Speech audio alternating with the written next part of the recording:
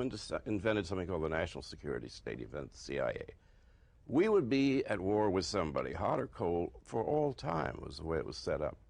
And communism, what nobody knew quite what it was, but it sounded like a great enemy. Russia, which was a very weak country in 45, 50, only became powerful militarily because of the pressure from us. So I was present in the room, this must have been about 53 or 4, with a sanctimonious fool called John Foster Dulles, who was Secretary of State. Under the Eisenhower administration. Yes, and Dulles, somebody was questioning, I was just standing there listening, and they said, well, really, aren't you committing, you and the president, this administration, committing the United States to an endless arms race? He said, yes. Why? Because we need the money for conversion to peacetime zone. He said, well, we're richer than the Russians, and they'll go broke first. He was well, right. They did, but we went broke right along with them. Well, he was right about that. But here's the interesting thing. I saw recently, Richard Reeves written a new book about President Kennedy and looking at his decision-making. You may have read it or may not. I read about it. Yeah. And basically what evidently Reeves went down to have lunch with the president, and the president said to him, you know, I envy President Kennedy because, you know, there was something to rail against. There was an enemy, which made his job a lot easier. He had to respond. He had a rallying cry against something, and that's gone. It's a little bit like one of Gorbachev's friend, one of his advisors, I've forgotten which one, had said, we're taking the enemy away from you in terms of what we're doing. Oh, yes, which was a very unkind thing of Gorbachev to do. He just removed the Soviet Union. If I were Clinton, I have some answers for him on that. You don't need to have a great military enemy in order to justify giving most of the budget over to military contractors who in turn pay for the Congress and for the presidents and for the elections. If I were he, I would rail against the insurance companies because they're going to make this healthcare system impossible. They take too much money. No other country allows private enterprises to enter into health to that degree. But a lot of the conservatives, and Senator Dole and others, are saying that that's exactly what the president is doing. It's the closest he's come to being, you know, almost addressing the problem. Right. But the insurance companies are powerful lobbyists and supporters. You go after them, after the defense contractors. You might go after the banks. You know, the American people are not all rich, but the people who pay for the elections are.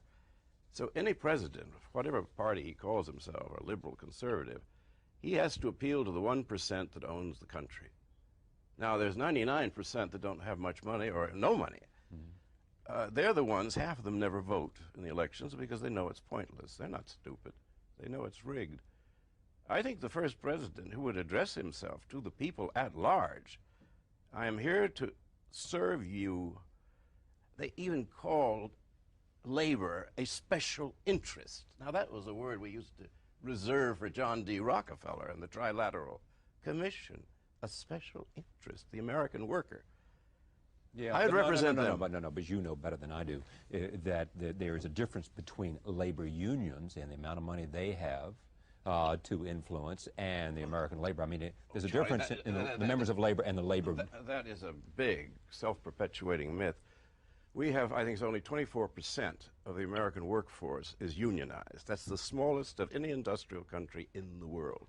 They've got very little money, and they have now no clout at all, and they haven't had any for over 20 years. Well, if they don't, the president, the first person he had into his office after the NAFTA vote was Lane Kirkland, the head of AFL-CIO, because he feared some lingering anger against him on the NAFTA vote. No, might be some lingering disaffection on the part of future voters who happen to be union labor. They have no power, the labor unions in the United States, nor because they don't have much membership, so they don't have much money. Granted. The answer is, I've had this out, I've even talked to Lane Kirkland about it, but what happens is that if you say, all right, we want more wages at Zenith Radio in Chicago, which happened years ago, they say, we're not going to give it to you. The next thing you know, Zenith, or whatever it was, is in Taiwan. That's what's happening. How can you have a strike when they say we're going to close the factory? And opened it in Mexico, which is what Kirkland was complaining about. So you were against NAFTA? Oh, yeah. You were? I see no point to it, I think, well, look at the people who love it. They all seem to belong to the 1% of the ownership of the country. And the others are rather suspicious. They think we might lose jobs. I listen to all the arguments in favor of it. I'm all for trade union, for economic blocks. You're all for free trade and oh, sure, but I'm more ambitious than that. I think I'm longitudinal, not latitudinal. Did you see the debate between Gore and Perot? Yes, I did. And what did you think of Perot's performance there? Well, I thought it was pretty atrocious. Yeah, and do you think that hurt the vote? Well, I think it's convinced more people that he's pretty flaky. Yeah, but you and rather insulting during the campaign of. Oh no. Yeah, I mean, I like the fact he was in the race. Yeah, but you also like the notion of his railing against the way Washington works and the influence of lobbies and the influence of notwithstanding the fact that many would say he'd been part of that system himself. I was going to say, even though my little cousin Albert pointed out that he was very much himself a lobbyist and had lived at the public trough. No, I have a better idea than NAFTA, which is we should make a union now that Asia is really #1 in the world in the economy, and once China wakes up, that's it.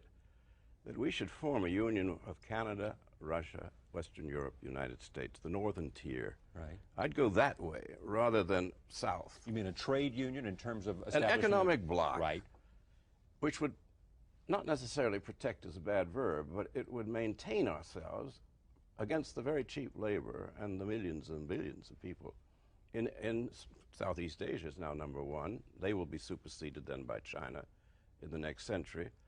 Well, we have many, many enemies in the world, quite deservedly, Europeans, Americans, Russians, that we should have some sort of a union. I tried this out in Moscow, and they love the idea, but I was immediately denounced as a communist. This was at the time of the Soviet Union. So I was quiet about it for a while. Now I've started up again. Well, the notion that all the people that the rest of the world feels like are the privileged classes they should unite because the trend is against them? I think the trend is very much against Western Europe and the United States, and Russia is already falling apart, yes. Gore Vidal, United States Essays, 1952 to 1992. It's always good to have you here, and I thank you for joining me in the conversation with Senator Dole. And Thank you, Charlie. We'll be right back. Stay with us.